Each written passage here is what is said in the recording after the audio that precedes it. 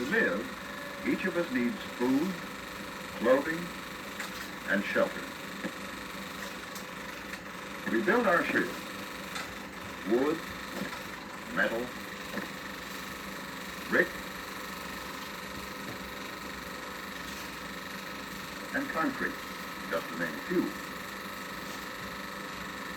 Clothing is also made from a number of materials, since cloth can be woven from plant fibers and also from various plastics. Food, too, comes from a number of sources: beef from cattle, and lamb and mutton from sheep. Plants provide us with many other foods, as lettuce, carrots and other vegetables, wheat and other grains, and apples and other fruits. Where do all of the many things we need to live come from? Let's begin with food. In one recent year, each American drank about 35 gallons of milk, ate 170 pounds of meat, 99 pounds of potatoes, and 120 pounds of vegetables. Where do we get all this food? It all comes from the land.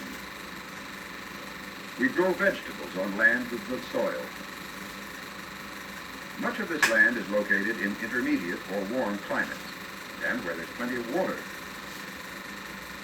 But not all of the land where we grow food crops has always been so productive. We have changed land with poor soil by enriching it with fertilizer.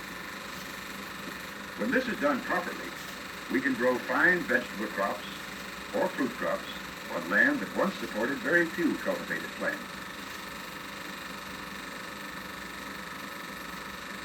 Dry land such as this creates a different problem. Soil is rich in minerals, but there's not enough water for growing vegetables or fruits. By building dams and reservoirs to hold the waters of far-off mountain rivers and streams, we can channel water across long distances to fill irrigation ditches, which farmers dig in the dry fields. In this way, we change the land, providing all the water needed to grow vegetables and fruit trees. Orange trees are grown in southern lands where the winters are not too cold. We find that other fruit trees, as these apple trees, do better on lands where the climate is much cooler. Sometimes we grow our fruit trees on hilly land, where it might be difficult to grow other crops. Some hilly, wet, and cool land has thick, lush grass. Often we choose to use such land as pasture for dairy cattle. Cows have little trouble moving over hilly land, but heavy farm machines would have rough going. The flat grasslands of the western plains have a drier climate. The kinds of crops which can be grown are limited mainly to grass crops: wheat, barley, sorghum, and so on. These plants are related to the wild grass plants that long ago grew on this land. Here, large machines can be used efficiently for harvesting grains. Land such as this can also be used to produce food without planting any crops at all. Beef cattle. You can see that we have considerable choice in how we use the land to produce different kinds of food we need. We constantly need clothing, too.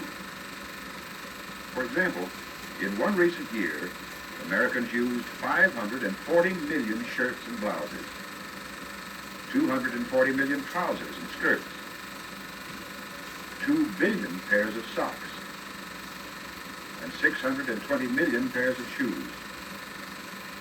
Raw materials for such clothing also come from the land. We grow cotton as the raw material for some cloth. Cotton is a subtropical plant that grows well on land with rich soil, warm weather, and plenty of moisture.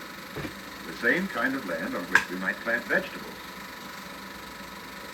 But we choose to plant thousands of acres of cotton for clothing, both on lands where there's plenty of natural moisture and on those lands which we must irrigate. Often we must decide whether to use land to produce food or clothing on the same land. The cattle which graze on this land provide both meat and hides. Hides are tanned for shoes and other items of clothing.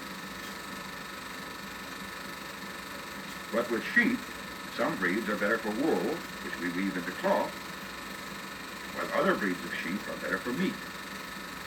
Which kind do we wish to raise?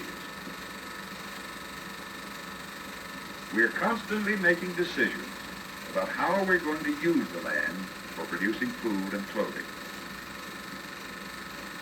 Now, what about using the land for things we need to build our shelters? Again, in a recent year, America built almost $46 billion worth of new homes and apartment buildings. More than $5 billion worth of new stores and office buildings. And about $3.5 billion worth of new factories and shops. Much of this money goes for building materials, all of which come from the land. Tall, straight trees grow in mountainous lands with plenty of rainfall. We cut down such trees for lumber, a building material. Another material used in construction is clay, mined from the land in great quantities. The clay is baked into bricks. Stone is another good building material. We quarry tons of stone from land sometimes too poor for either crops or animals. This iron ore being taken out of the land is the raw material for one of our strongest building materials, steel. We use steel to build apartment houses, office buildings, and factories. Iron and steel are also used to construct machines and machine products, which provide us with many of the conveniences of life, beyond the essentials of food, clothing, and shelter.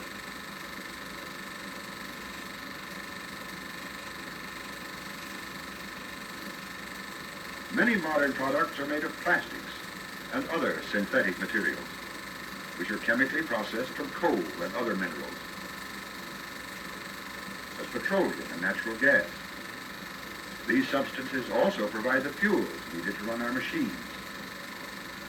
You can see that the land can sometimes be used for different purposes at the same time, but more often we must decide on one purpose or another.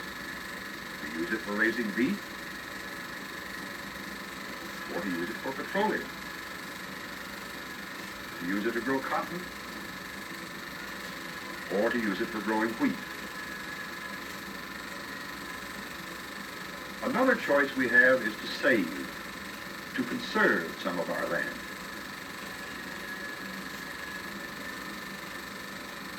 Much of it is beautiful, and we do not choose to use it for either factories or farms. So we've set aside some of our land, that we may enjoy its beauty and have an everlasting reminder of its riches. In this way, too, man uses the land. We must choose among these uses, for recreation, for farming, for mining, or for building cities. We have only so much land, and we must use it wisely.